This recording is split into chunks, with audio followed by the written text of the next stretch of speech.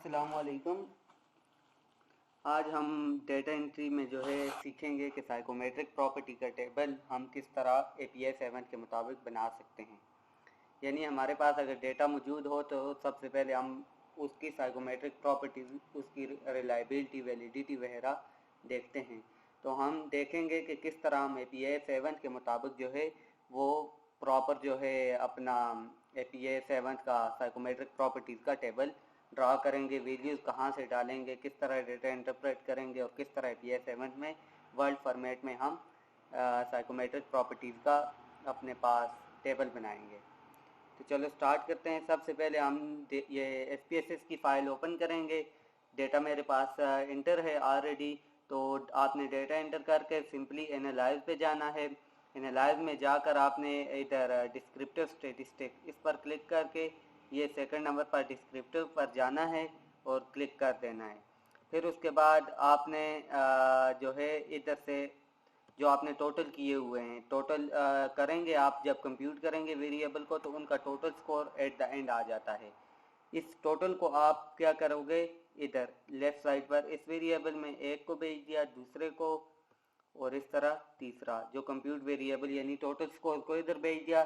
फिर आपने ऑप्शन में जाना है, ऑप्शन में जाकर ये वेरिएंस को सिलेक्ट कर देना है, रेंज को सिलेक्ट कर देना है, मिनिमम, मैक्सिमम, कर्टोसिस को, सिक्यूनेस को, ये सिलेक्ट करके सिंपली कंटिन्यू पे क्लिक करना है। इसके बाद आपने सिंपली ओके कर देना है। ओके करने के बाद हमारे पास कुछ इस तरह की स्क्रीन शो होती है जहां डिस्क्रिप्टिव लिखा हुआ है और ये उसका टेबल आ गया। अब इसको हम API 7 के मुताबिक वर्ल्ड फॉर्मेट में कैसे बनाएंगे, तो इसके लिए मेरे पास ये ऑलरेडी टेबल बना हुआ है वर्ल्ड फॉर्मेट में। देखें ये है टेबल, इसमें हमारे पास ये देख लें 1 2 3 4 और 5 कॉलम है मेरे पास। ठीक हो गया, 5 कॉलम हैं और 1 2 यानी मेरे 3 स्केल हैं और चौथा यानी 4 लाइनें हैं और 5 कॉलम हैं मेरे पास। चूँकि 3 स्केल है, अगर 2 स्केल हैं तो 3 लाइनें होगी, 3 स्केल हैं तो 4 लाइनें होगी एक स्केल के लिए। तो इसके लिए आपने इस तरह देख लेना है। उसके बाद अब वैल्यूज़ किस तरह इंटर करनी है। मेरा पहला स्केल था इमोशनल इंटेलिजेंस स्केल, दूसरा था हार्डीनेस स्केल और तीसरा था मोरल कॉम्पिटेंसी स्केल। इनकी एब्रिविएशन मैंने इधर डाल दी हैं। इसके बाद मैंने सिंपली कहाँ जाना है, मीन, स्टैंडर्ड डिविएशन, ये मैंने कहाँ से लेनी है, तो ये आ गया, ये आ गया इसका मीन, ESC यानी इमोशनल इंटेलिजेंस स्केल का मीन, ये आ गया मेरे पास 112.4 यानी 112.54। ये मैंने इधर लिख लिया मीन की जगह। फिर स्टैंडर्ड डिविएशन आ गया ये वाला, तो ये मैंने, ये आ गया स्टैंडर्ड डिविएशन, ठीक हो गया 17.106। फिर हमारे पास आ गया रेंज। रेंज की बात करें तो ये आ जाती है हमारे पास मिनिमम और मैक्सिमम, यानी 72 से 147 तक, मिनिमम टू मैक्सिमम। ये देखें मेरे पास ये लिखी हुई है 72 से 147 तक, ये हमारे पास रेंज आ गई। उसके बाद हम देखते हैं कि नेक्स्ट हार्डीनेस स्केल की देखें तो उसी तरह मैंने मीन पहले लिखा हुआ है 21.60, ये उधर से कॉपी किया हुआ है। फिर मैंने स्टैंडर्ड डिविएशन ये लिखी हुई है, ये लिखा हुआ है। फिर उसके बाद मैंने रेंज इधर से 631 ये लिख दी है, ठीक हो गया। उसके बाद मैंने मोरल कॉम्पिटेंसी तीसरा स्केल था, उसकी मैंने जो है यानी मीन जो है ये लिखा हुआ है, ये उधर लिख दिया कॉपी करके। फिर स्टैंडर्ड डिविएशन लिखिए और फिर मिनिमम रेंज और मैक्सिमम रेंज। तो इस तरह मेरे पास ये रेंज भी हो गया, स्टैंडर्ड डिविएशन, मीन भी हो गया। अब मेरे पास ये क्रॉनबेक रह गई, यानी अल्फा की रिलायबिलिटी की वैल्यू रह गई कि हम रिलायबिलिटी को कैसे कहाँ से लिखेंगे। तो रिलायबिलिटी को देखने के लिए आपने सिंपली फिर उसी तरह जाना है, जाकर आपने जो है पीछे अपना डेटा जहाँ पर आप इंटर किया हुआ है डेटा एंट्री में जा रिलायबिलिटी को आप कैसे देखेंगे। तो रिलायबिलिटी को देखने के लिए आपने जो है सिंपली जाना है एनालाइज पे। एनालाइज पे जाकर आपने इस तरह स्केल पे जाना है, स्केल पे जाकर ये रिलायबिलिटी एनालिसिस आ गया। रिलायबिलिटी एनालिसिस पे जाकर आपने फॉर एग्जांपल अब मैंने देखनी है इमोशनल इंटेलिजेंस की, तो इसके मैं सब आइटम को इधर एक एक करके भेज दूंगा। ठीक हो गया, इन सब आइटम को इधर भेजूंगा।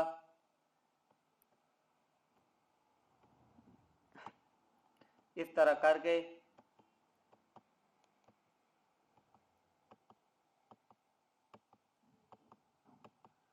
ये सब आइटम मैं भेज रहा हूँ दूसरी साइड।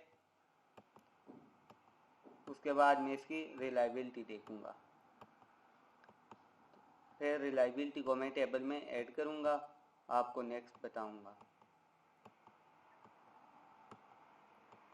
ये मेरे पास 33 आइटम थे इमोशनल इंटेलिजेंस के, ये मैंने इधर इंटर कर दिया और इधर नीचे स्केल को लेबल कर दिया इमोशनल इंटेलिजेंस, इमोशनल इंटेलिजेंस। ठीक हो गया, और सिंपली ओके कर दिया। ओके किया तो ये मेरे पास इस तरह का कुछ आ गया, और यहाँ पर यानी आइटम मेरे पास 33 थे, ये आपके पास स्क्रीन पर शो हो रहे होंगे 33 है, और रिलायबिलिटी मेरे पास 0.89 आई है। तो यहाँ पर देखते हैं हमारे पास, ये देखें, फिर आपने वर्ड के टेबल में जाना है और ये लिख दी मैंने रिलायबिलिटी। इसी तरह फिर आपने दूसरे के लिए जाना है, एनालाइज पे जाओ, स्केल पे क्लिक करो, रिलायबिलिटी एनालिसिस, और इसको रीसेट करके अब मैं दूसरे स्केल को देख रहा हूँ।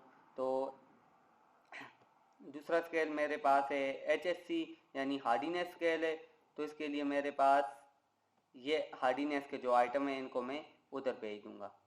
ठीक हो गया,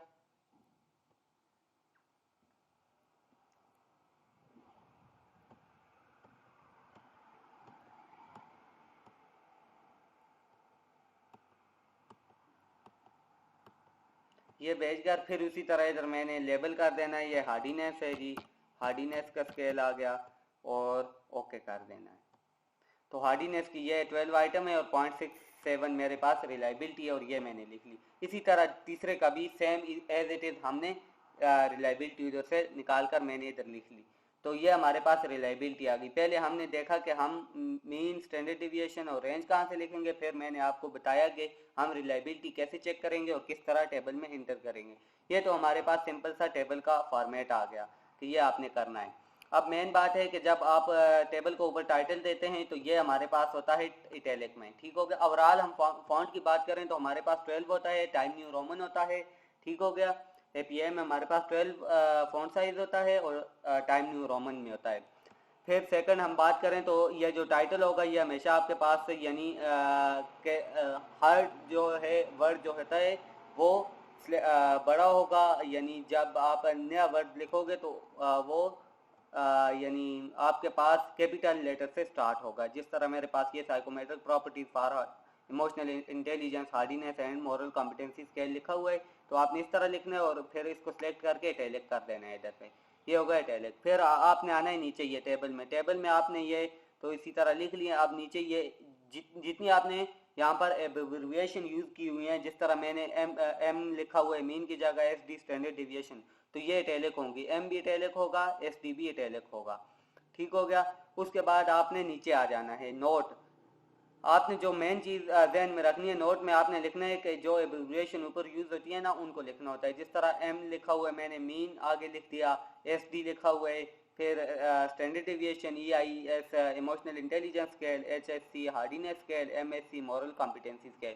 और इसका जो ध्यान में आपने रखनी है, ये जो इसका होता है ना फॉन्ट साइज हमारे पास वो 10 होता है। बाकी ओवरऑल हम देखें तो 12 होता है, लेकिन जो नोट हम लिखते हैं टेबल के नीचे उसका फॉन्ट साइज हमारे पास 10 होता है।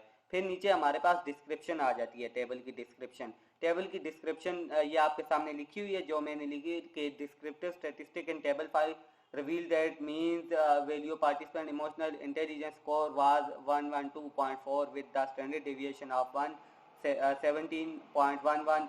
Moreover, score varied between 72 and 147, and alpha value for emotional intelligence scale was 0.89, which is higher than 0.7। यानी हमारे पास जो रिलायबिलिटी होती है ना एवरेज, वो 0.7 होती है, यानी हमारा स्केल जो है वो रिलायबल स्केल है। ठीक हो गया, इसी तरह आपने which indicate the high internal consistency, तो इसी तरह आपने टेबल ड्रा करके तो इस तरह आपने अपना टेबल बना देना है। तो ये हमारे पास एपीआई टेबल का फॉर्मेट था साइकोमेट्रिक प्रॉपर्टीज़ का, कि हम एपीआई में साइकोमेट्रिक प्रॉपर्टीज़ का स्केल टेबल किस तरह बना सकते हैं एपीआई के अकॉर्डिंग। तो ये सिंपल सा फॉर्मेट है जिसको फॉलो करते हुए आप अपने रिसर्च में जो है इस टेबल को ऐड कर सकते हैं। मैंने आपको प्रॉपर जो है एनालिसिस करके दिखाया, उधर से आपको वैल्यूज इस यहाँ पर कैसे डालनी है वो भी आपको बता दी। आई होप कि आपको समझ आई होगी। अगर आपको वीडियो अच्छी लगी हो तो प्लीज़ वीडियो को लाइक करें। इंशाल्लाह नेक्स्ट हम नए टॉपिक के साथ आएंगे। कोरिलेशन एनालिसिस हम कैसे करेंगे, तो उसके लिए इंशाल्लाह नेक्स्ट वीडियो बनाऊंगा। तो दुआ में याद रखिएगा। अल्लाह हाफिज़।